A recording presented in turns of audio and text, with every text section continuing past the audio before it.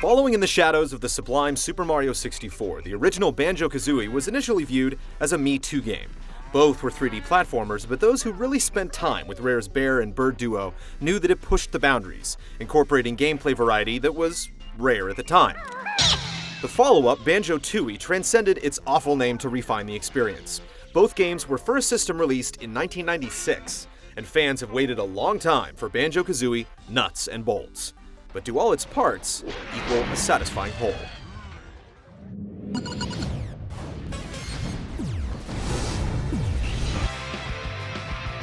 In past games, we would have scored the story in a Banjo game separately, but here it's so forgettable and ridiculous that it's hardly worth mentioning. All you need to know is that Grunty is back and you have to collect more Jiggies to make her go away. The golden jigsaw pieces are rewarded for winning challenges using vehicles built from parts you find, win, or buy. The part selection is incredible, allowing you to build cars, boats, tanks, planes, and everything in between. There are also tons of novelty parts just for the fun of it, and other accessories like guns that you can outfit each creation with. It's incredibly flexible, and the interface used to build is almost as easy as snapping Legos together.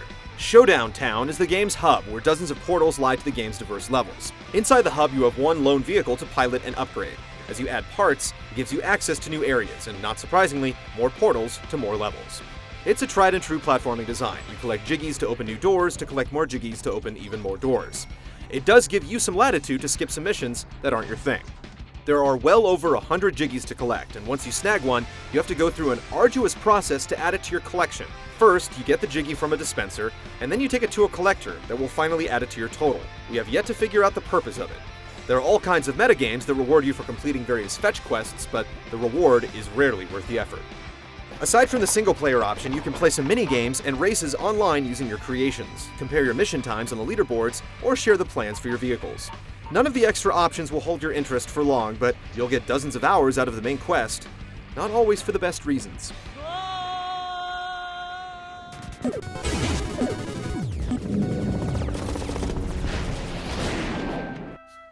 With such a robust and versatile creation tool, you'd think that the mission variety would be endless, but you ultimately end up doing three things: shooting, racing, and fetching. Of those three, racing certainly takes the precedent, making Nuts and Bolts much more Diddy Kong Racing than Banjo-Kazooie, albeit in vehicles you make yourself. The problem is that there's way too much downtime.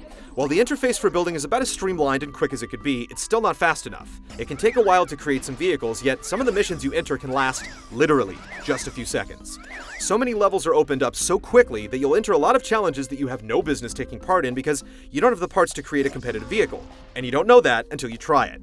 You can play for half an hour and feel like you've accomplished nothing. By now you've realized that there's virtually no platforming in the game. Banjo can jump, attack, use a grapple beam, and that's it. Most navigation is handled by the vehicles.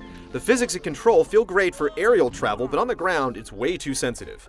Objects have no virtual weight, causing vehicles to snag on the lightest brush with obstacles.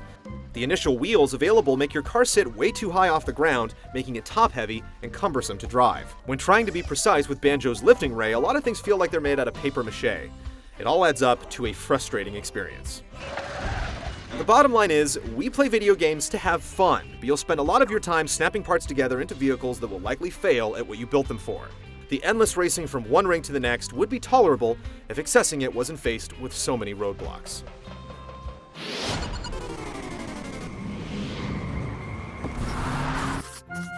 Rare has established quite a reputation for getting the most out of any console it works on. While that's not 100% true with Nuts and Bolts, there are few games technically stronger on the Xbox 360. The textures actually look like they have texture.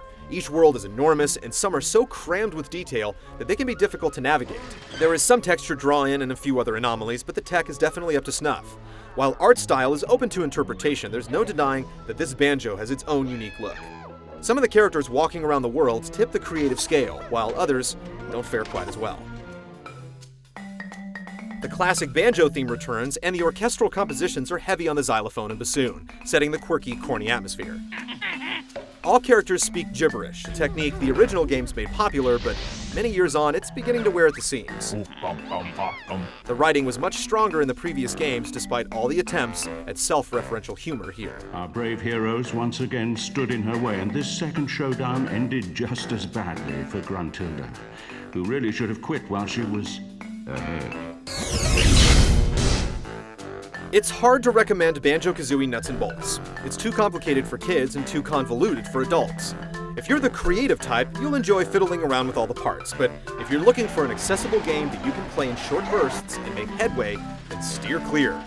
Either way, the repetitive missions eventually grate, and the prospect of yet another Jiggy is no longer enough to carry on. Banjo's latest is all fan and very little service.